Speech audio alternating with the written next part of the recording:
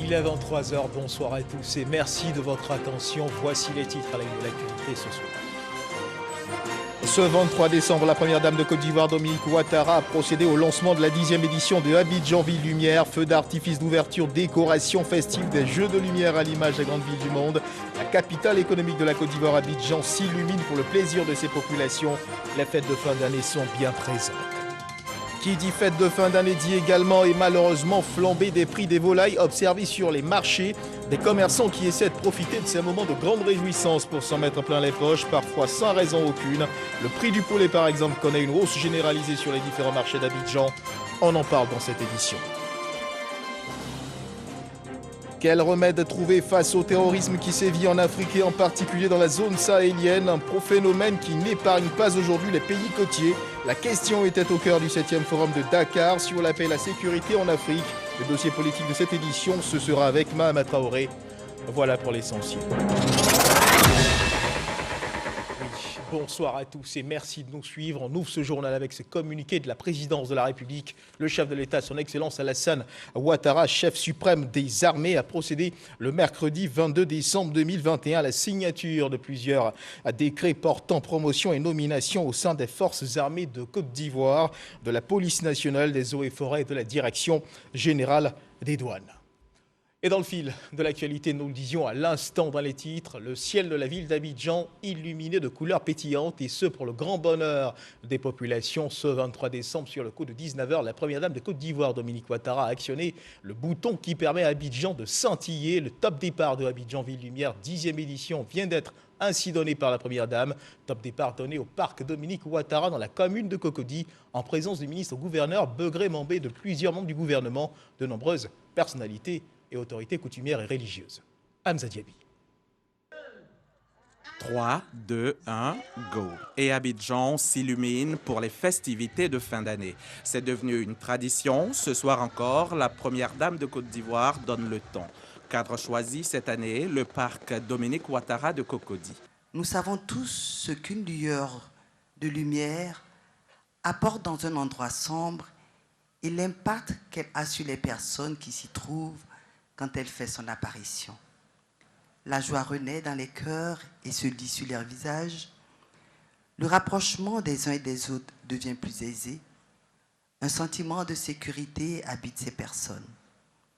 Comment alors ne pas vous remercier, vous qui par une touche illuminera non pas un endroit, mais plusieurs places et boulevards.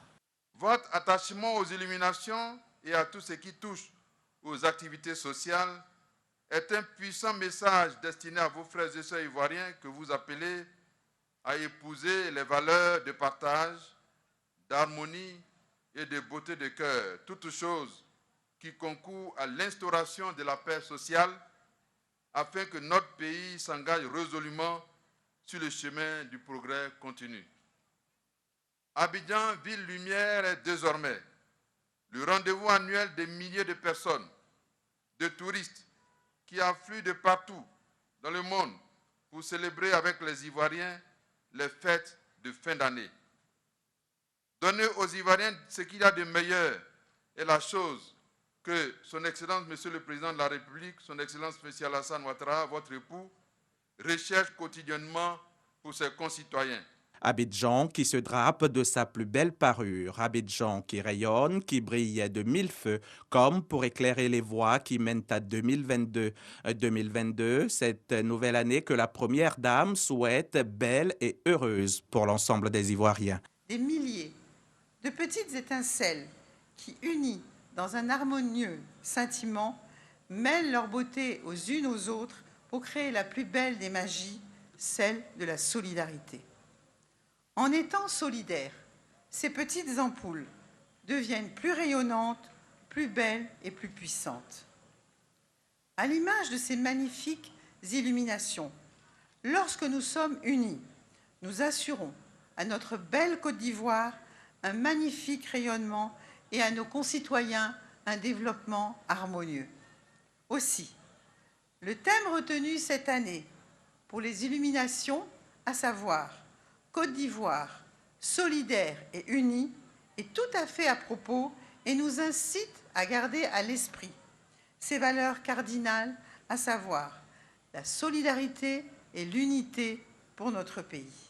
Chers frères et sœurs, bonne fête de fin d'année à toutes et à tous, dans la santé, la paix et le bonheur. Le président du Conseil économique, social, environnemental et culturel, des ministres gouverneurs, des membres du gouvernement, des personnalités de tous bords, des chefs coutumiers et religieux, tous assistent heureux à cette 10e édition d'Abidjan Ville Lumière, avec pour cerise sur le gâteau cette année la distribution de vivres et de non-vivres à de nombreuses familles vulnérables de Cocody, dont d'une valeur de 30 millions de francs CFA, la matérialisation même de la Côte d'Ivoire solidaire, comme le prône le gouvernement. L'illumination de la ville d'Abidjan, un des signes annonciateurs du début des festivités de fin d'année, une période qui rime souvent avec augmentation des denrées alimentaires sur les marchés, des commerçants véreux qui essaient de profiter de ces moments de grande réjouissance pour s'en mettre plein les poches. Le prix du poulet, par exemple, connaît une hausse généralisée sur les différents marchés d'Abidjan. Le prix de gros de la pondeuse, qui était de 2800 francs CFA, est passé à 3200 francs CFA et celui du poulet de chair de 1800 francs CFA est passé à 2200 francs CFA. Il faut débourser en moyenne 4000 francs et 3500 francs CFA pour obtenir le type de poulet apprécié par la famille. Constat de Marie-Ange Kouakou, échec Koné. C'est au marché de volailles dans la commune d'Abobo que Thérèse Kofi est venue faire sa provision de poulet pour les fêtes de fin d'année. Cette mère est sans voix face à l'augmentation des prix sur le marché. Poulet de 3500, 2500. Aujourd'hui, je suis venu sur le marché, j'ai acheté à 4000, 4500. Vraiment, ça ne nous arrange pas. Mais comme la fête est arrivée, pour les enfants, on est obligé de prendre. Un constat identique pour ce chef de famille. Pour lui, le prix n'est pas conforme au poids des poulets. Non seulement le prix, il est cher, mais les poulets ne sont pas trop en forme. Donc je suis en train de voir c'est quel poulet que je vais prendre pour pouvoir faire plaisir à ma petite famille et passer les fêtes d'année en famille et en joie avec les parents également. Une des causes de cette flambée est l'augmentation des prix de gros. Le prix des poulets dits pondeuses est passé de 2800 francs CFA à 3200 francs CFA et les poulets de chair de 1800 francs CFA à 2200 francs CFA. Les éleveurs nous disent qu'à cause de la cherté des intrants et des aliments, alors l'élevage leur coûte cher. Voilà pourquoi ils ont fait une augmentation de prix. Avant, les gens partaient au Ghana pour aller prendre les poulets pour venir nous ravitailler. Mais à cause de la grippe aviaire, on ne peut pas aller chercher les poulets au Ghana actuellement. Ça veut dire que c'est la production ivoirienne seulement qui est vendue en Côte d'Ivoire aujourd'hui. Après avoir sillonné plusieurs autres marchés dans la ville d'Abidjan, il ressort un faible taux d'approvisionnement de volailles. Aujourd'hui, là, les gens de Moko sont barrés la route. Les gens ne vont pas aller prendre poulet Ghana. Donc, ils disent que leur poulet va finir. Donc, ça coûte là, cette année-là, il y a des mangas de poulet. Cette année-là, il n'y a pas de poulet. Leur poulet, ce n'est pas beaucoup. Et moi, je ne pas servi et barin. En Côte d'Ivoire, la production de viande de volaille tourne autour de 30 000 tonnes par an. Des prix sur les marchés qui ne doivent pas grimper. Cela n'est pas normal. Il faut respecter les prix conseillés par le gouvernement. Les contrevenants s'exposent à des sanctions. C'est le message que le Comité national de lutte contre la vie chère entend faire passer auprès des commerçants qui pratiquent ces spéculations. C'est tout le sens de la campagne engagée par ce comité contre la flambée des prix en cette période de fête. Campagne qui se poursuit après Agboville. C'est la ville de Dabou qui a été visitée par la délégation conduite par la secrétaire exécutive du CNLVC, Dr Annie Didis Bakoné. Michel Mambo nous en parle. Dabou, dans la région des Grands Ponts. À la gare routière, transporteurs et passagers sont à couteau tiré. C'est que depuis quelques semaines maintenant, le prix du transport a pratiquement doublé. Aujourd'hui où nous sommes là, on est obligé de prendre parce que le trafic ne coule pas. Souvent, tu peux être arrêté dans l'embouteillage 30 minutes, 40 minutes. Maintenant, il faut faire un effort pour gagner. C'était 500 francs. On a eu depuis la semaine dernière et nous faisons ça à 1000 francs. Même si c'est la fête. Est-ce que l'avion a changé le prix des billets d'avion? Il n'y a pas de suivi et chacun fait ce qu'il veut. L'augmentation des prix à tout bout de champ, dans les marchés et autres grandes surfaces, surtout en période festive. Voilà qui justifie cette visite de terrain initiée par le ministère du Commerce à travers le Comité national de lutte contre la vie chère, CNLVC. Il est question pour la secrétaire exécutive du CNLVC, Dr Annie Didis Bakoné et son équipe, d'attirer l'attention des commerçants sur le respect effectif des prix conseillés par le gouvernement. Nous les avons appelés à une prise de responsabilité. Parce qu'il ne faut pas profiter des fêtes où certains le rappellent. La demande est forte pour pouvoir mettre en place des pratiques spéculatives. Toute pratique spéculative ne peut pas avoir cours en Côte d'Ivoire. Et toutes les fois où cela a été observé, le gouvernement a agi. Un commerçant qui s'adonne à des pratiques spéculatives s'expose à la fermeture de son commerce. Il s'expose à des sanctions pécuniaires, c'est-à-dire à des amendes.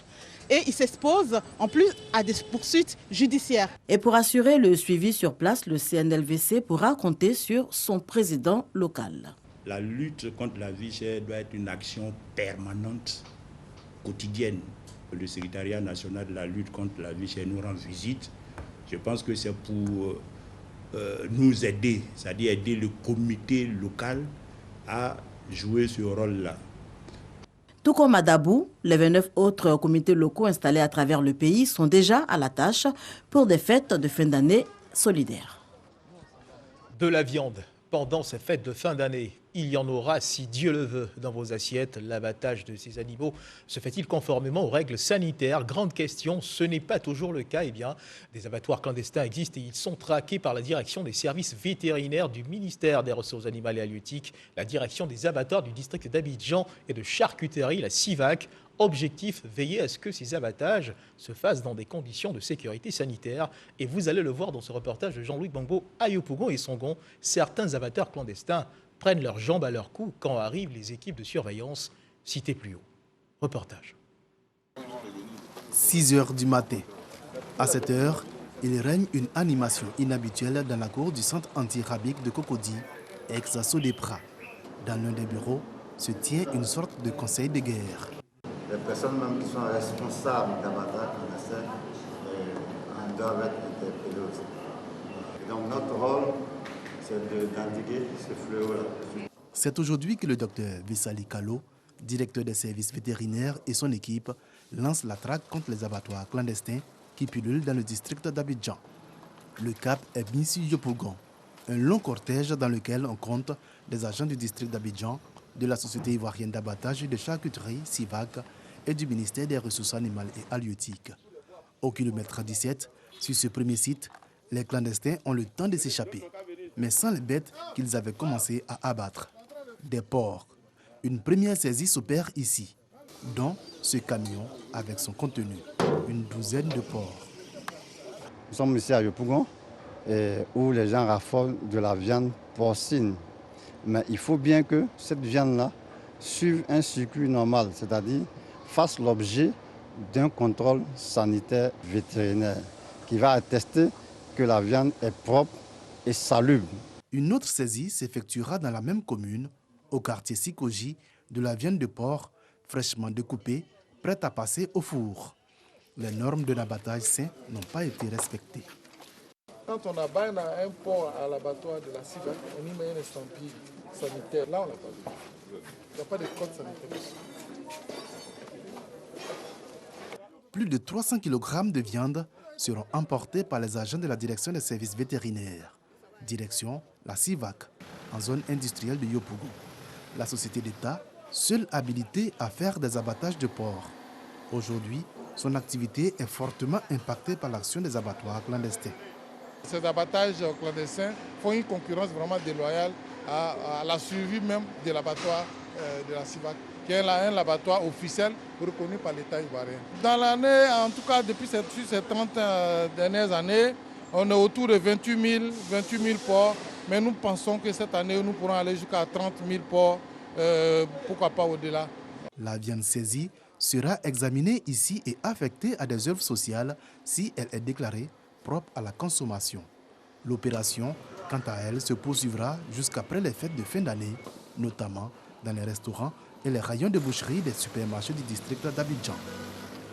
Dans le village de Bobo, dans la sous-préfecture de Méagui, le Père Noël est déjà passé avec son traîneau. Les habitants de ce village ont reçu comme cadeau de Noël la lumière. Leur village est désormais connecté au réseau électrique national grâce au président Alassane Ouattara. Le village a été mis récemment sous tension par les autorités administratives de la région de l'Anawa. Les populations ont rendu hommage au gouvernement et au président de la République, Jean-Marc Djedji.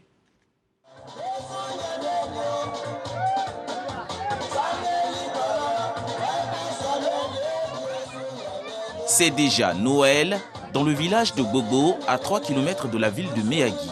C'est sous la musique du terroir que les jeunes et femmes manifestent leur enthousiasme. Les plus petits ont droit cette fois-ci à des friandises. Ce soir, la lumière apparaîtra. Ces poteaux de ligne de transmission sont déjà fonctionnels. Le village de Gbogbo vient d'être connecté au réseau électrique national. Les villageois remercient les autorités de la région de la Nawa et le gouvernement. D'habitude, on va en fait en ville, compte tenu du manque d'électricité. Aujourd'hui, grâce à Dieu, on a eu l'électrification. Je dis grand merci au président de la République, Alassane Ouattara, d'avoir pensé au village de Gbogbo. En cette période de fête de Noël et au vu de cette nouvelle ambiance, paysans et commerçants de Gbogbo s'activent. Il y a la lumière. Dans la fête, là, ça ne sera pas comme les autres années.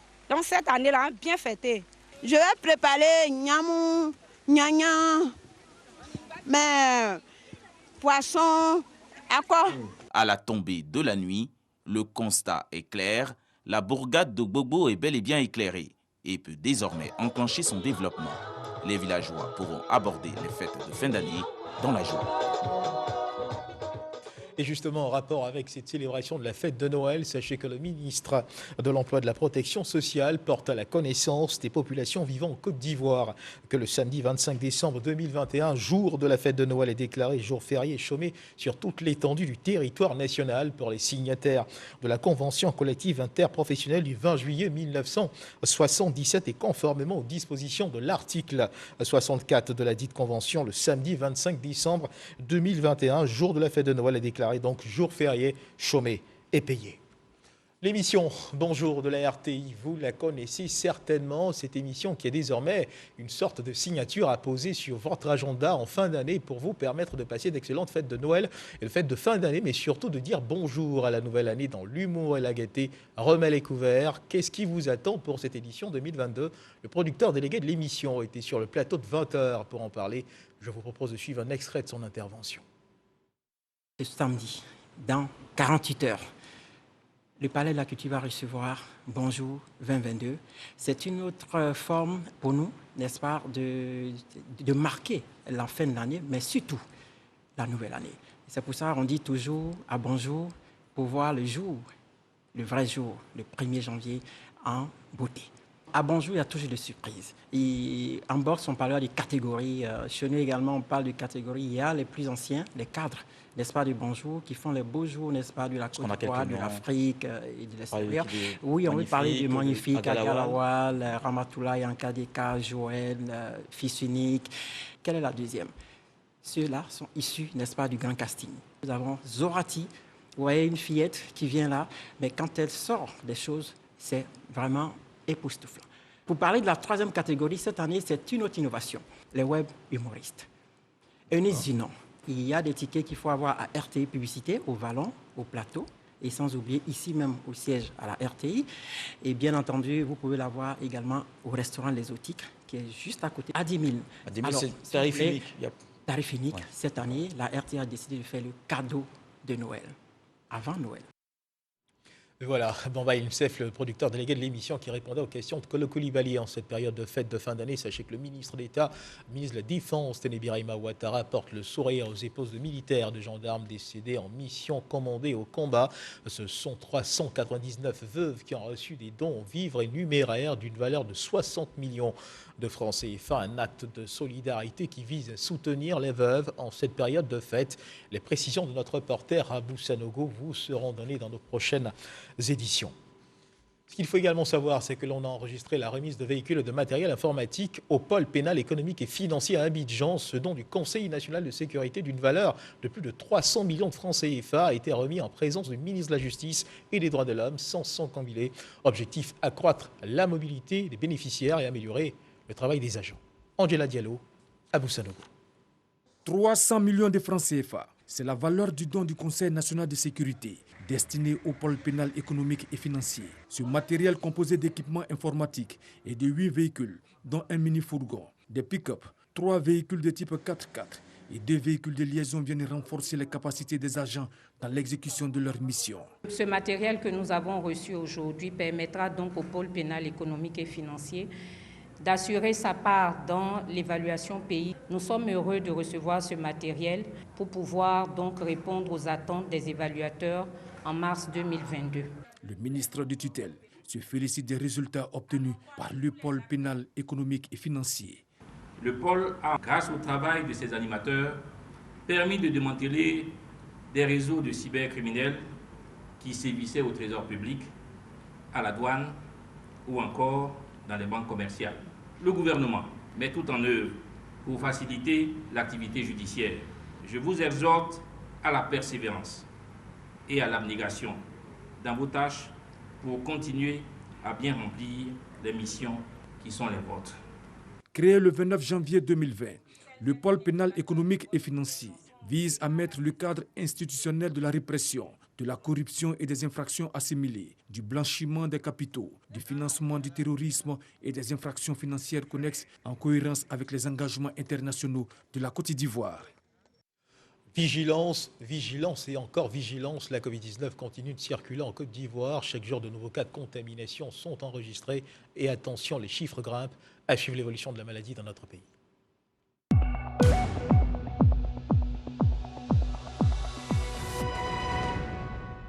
Le ministère de la Santé et de l'Hygiène publique de la couverture maladie universelle a enregistré ce jeudi 23 décembre 2021 377 nouveaux cas de Covid-19 sur 3421 échantillons prélevés, soit 11% de cas positifs, 24 guéris et 1 décès. À la date donc du 23 décembre 2021, la Côte d'Ivoire, notre pays, compte donc 62 960 cas confirmés, dont 61 183 personnes guéries, 707 décès et 1059 cas actifs. Le nombre total d'échantillons est de 1 203 455 le 22 décembre. 93 073 doses de vaccins ont été administrées, soit un total de 6 630 234 doses du 1er mars au 22 décembre.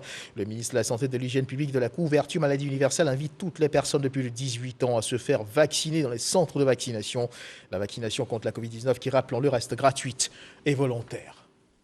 Et on ne le dira jamais assez, il faut rester prudent sur nos routes, respecter les panneaux d'indication, les vitesses limitées. La route a encore endeuillé les familles. Hier mercredi, sur l'axe Gagnois-Soubray, un grave accident impliquant 3 véhicules a fait 8 décès et 38 blessés, dont 3 cas jugés graves. On en sait un peu plus avec Sam Conan. Selon le chef de gare San Pedro de la compagnie de transport SBTA, Caboré Louis, l'accident s'est produit sur l'axe Gagnois-Soubray, précisément dans la localité de Lilio, aux environs de 15 h ce mercredi. Un accident impliquant 2 cars de la même compagnie et un camion remorque. Il y a une remorque qui était devant le car d'Abidjan, qui a vu une nid de poule. Il a laissé carrément la route, aller prendre le car qui a quitté au niveau de San Pedro pour Divo. Quand il a frappé le trou, son pneu avant est cassé. Il est parti prendre le car. Dès qu'il a pétré le car est parti prendre le car qui était derrière, qui était stationné déjà provenant d'Abidjan. Les 2 chauffeurs sont en vie. Joint au téléphone cet après-midi, le directeur régional de la santé de Gagnoa a fait le bilan suivant. 8 décès, dont 5 sur les lieux de l'accident, et 38 blessés, dont 3 cas graves. Un accident qui intervient au moment où le ministère des Transports, à travers sa direction régionale et la délégation du Haut Conseil des Transports, entame une campagne de sensibilisation zéro accident à cette période de fête de fin d'année. Une campagne qui a lieu dans les gares routières et dans les différents corridors. Et chaque fois, nous donnons le conseil d'éviter d'aller en vitesse, d'interdire le chouchard, d'aller doucement. Ce n'est pas le fait d'arriver à 100 l'air qui est important. Parce qu'il faut sensibiliser. Aussi, il faut voir le comportement des usagers après la sensibilisation. Maintenant, faire un petit rappel et maintenant voir avec les forces de l'ordre comment faire la répression. On a compris, c'est les sensibilisations. Pas d'alcool, pas de comprimés au volant, pas d'accès de vitesse, pas de sous-nom. Le ministère des Transports entend poursuivre cette campagne de sensibilisation zéro accident sur nos routes, afin que les populations puissent passer des fêtes de fin d'année dans la gaieté et aussi dans le respect des mesures barrières. Et occasion pour le ministère des Transports d'appeler à la prudence à la veille des fêtes de fin d'année. Cette veille donc des fêtes de fin d'année donne lieu à d'importants flux de véhicules sur les routes, bien souvent source de graves accidents de la circulation qui endeuillent des familles et plongent les usagers dans des situations de handicap irréversibles. Le ministre des Transports invite par conséquent l'ensemble des usagers de la route à la prudence et au respect strict des règles de circulation routière. Il informe par la même occasion les usagers de la route et les automobilistes en particulier qu'en plus des dispositifs existants, des radars mobiles sillonneront les voies routières interurbaines sur toute l'étendue du territoire. Tout conducteur impliqué dans une infraction routière s'exposera à la rigueur de la loi. Quel remède trouver face au terrorisme qui sévit en Afrique et en particulier dans la zone sahélienne, un phénomène qui n'épargne pas aujourd'hui les pays côtiers? La question était au cœur du 7e forum de Dakar sur la paix et la sécurité en Afrique, stratégie de lutte axée prioritairement sur les investissements des États dans les secteurs de la sécurité et de la défense. Où tirer ses ressources devant répondre à cette exigence? Le dossier politique de ce jeudi est proposé par Mahama Traoré.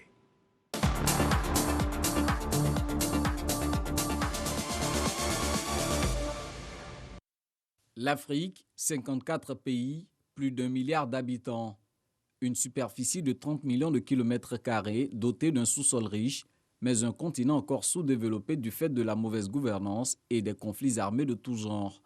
Et pour ne rien arranger, le terrorisme qui menace les États africains ces dernières années. On a combattu le djihadisme et le terrorisme avec les mêmes armes. Alors que le djihadisme est une idéologie, le terrorisme est un mode d'action. Alors, pour combattre le mode d'action, qu'est-ce qu'il faut faire? On s'est posé la question parce que la communauté internationale n'a jamais été préparée à une guerre asymétrique. La situation s'empire avec la détérioration du climat sécuritaire en Libye. Le phénomène gagne en ampleur. Sont particulièrement touchés par ce fléau incontrôlé les pays du Sahel, le Mali, le Burkina Faso, le Tchad et le Niger. Jamais, nulle part au monde, des groupes rebelles n'ont pu avoir accès aux mêmes armes que les forces légales qu'elles combattent, comme cela est le cas aujourd'hui au Sahel. J'ai même la faiblesse de penser que pour certaines armes, la proportion chez les terroristes est supérieure à celle détenue par les forces régulières. Le sujet préoccupant du terrorisme est abordé à chaque édition du Forum international de Dakar sur la paix et la sécurité en Afrique depuis sa création en 2014. Tant d'attention parce que la menace terroriste tend à se propager vers les pays côtiers du golfe de Guinée. La sécurité est un pilier indispensable aujourd'hui en Afrique pour le développement. Et tant que l'Afrique ne réussira pas à générer les conditions de cette stabilité, elle ne pourra pas véritablement s'engager sur le chemin du développement, c'est-à-dire de l'émergence. Dans la plupart des pays africains, les restrictions budgétaires des années d'ajustement structurel ont eu un impact négatif sur l'équipement des forces de défense et de sécurité. Or, la sécurité n'a pas de prix, mais elle a un coût. De tels enjeux, ajoutés à la faible capacité des États africains à faire face au terrorisme, vont motiver le soutien des puissances étrangères en faveur des pays menacés. En ligne de front, la France, depuis 2013, elle intervient dans le Nord Mali aux côtés des forces régulières afin de stopper l'avancée des bandes armées vers la capitale Bamako. Il se trouve que cette présence est de plus en plus critiquée par une frange de la population, comme récemment au Burkina Faso et au Niger, où le passage de convois de troupes françaises a fait l'objet de vives tensions. La France n'a pas d'agenda caché au Sahel et prétendre le contraire, c'est faire le nid du terrorisme. Tous ceux qui attisent les discours anti-français jouent pour un autre camp, dont les intérêts semblent profondément diverger de ceux des États sahéliens et des populations qui, rappelons-le, sont les premières victimes du terrorisme. Cette polémique met sur la table une question essentielle. Faut-il toujours compter sur le soutien des forces alliées occidentales dans ce combat contre le terrorisme? Je pense qu'il ne faut pas tout attendre des partenaires, même si, il faut le reconnaître, leur apport peut être déterminant. L'effort doit être d'abord national, parce que la sécurité est une responsabilité nationale avant d'être internationale. Pourtant, un obstacle se pose sur le chemin de l'accession à la souveraineté militaire des États africains. Les institutions financières internationales imposent une norme de 3% de déficit public au pays, alors que l'ampleur grandissante et dévastatrice du terrorisme nécessite une hausse des dépenses sécuritaires pour les États. Pour les pays qui ne sont pas en guerre, on dépense 2% de la richesse nationale ou 10% du budget. Quand on est en guerre, on a droit à une marge de déficit, comme tous les pays en guerre à toutes les époques. L'orthodoxie en temps de guerre, ce n'est pas la meilleure arme. Creuset d'échanges et de réflexion sur les questions sécuritaires en Afrique, le Forum international de Dakar propose aussi ses remèdes au mal. Ce n'est pas les forces qui ne savent pas se battre, c'est la gouvernance qu'il faut revoir d'abord. Que ce soit une gouvernance efficace, une gouvernance vertueuse et que les populations se reconnaissent en cette gouvernance. En ce moment, les armées seront aussi puissantes parce que c'est cette gouvernance qui donne naissance aux armées et qui leur fixe leur mission. Une véritable opérationnalisation de la force africaine en attente et du Fonds de la paix s'impose. Il faut que les États africains se disent que c'est à nous de financer la force africaine en attente. Maintenant, les partenaires extérieurs qui voudront bien venir nous rejoindre, nous aider, mobiliser des mécanismes et des financements pour nous, nous les accueillerons volontiers, ils seront les bienvenus. En attendant l'application de telles solutions, l'instabilité causée par le terrorisme en Afrique avance à grands pas, menaçant ainsi les efforts de développement. Puis tend à anéantir les succès économiques enregistrés sur le continent ces dernières années. Face à ce péril, l'urgence d'agir en toute solidarité est un impératif. Il n'y a donc pour l'Afrique, pour sauver l'Afrique, que l'Afrique.